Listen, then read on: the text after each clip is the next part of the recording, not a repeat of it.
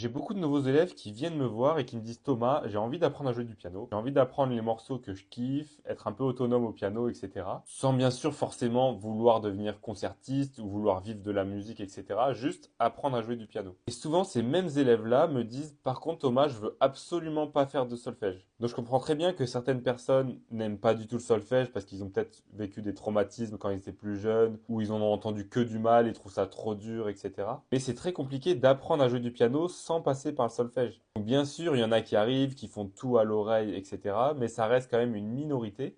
Et le solfège, c'est quelque chose qui est lié intimement avec le piano. Donc si ton but, c'est d'apprendre à jouer du piano, vraiment comprendre l'instrument, comment ça marche, être autonome, apprendre tous les morceaux que tu veux, etc. Le solfège, c'est un outil qui est incroyable. Après, si t'aimes pas ça, il faut revoir ta définition d'apprendre à jouer du piano. Parce que si pour toi, apprendre à jouer du piano, c'est juste avoir joué 4, 5 morceaux que t'aimes bien et ça va pas plus loin, bah dans ce cas-là, oui, je vais te dire, ne fais pas de solfège, ça sert à rien. Il y a une comparaison qui marche bien, c'est comme dire j'ai envie d'aller vivre au Japon parce que tu adores la culture japonaise, etc. Tu as envie de découvrir le pays et tu as vraiment envie d'aller travailler là-bas, t'installer là-bas, etc.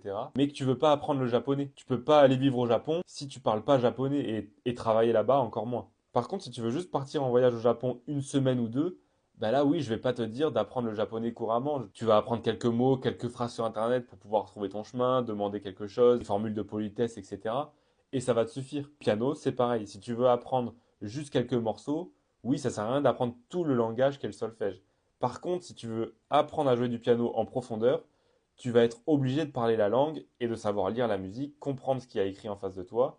Et tu verras qu'une fois que tu as passé les premières barrières, ça va te faire gagner énormément de temps dans la suite de ta pratique. Donc crois-moi que si tu t'y mets sérieusement, tu vas peut-être perdre un petit peu de temps au début avec la lecture, mais tout le temps que tu auras perdu entre guillemets au début, tu vas le récupérer x10 par la suite.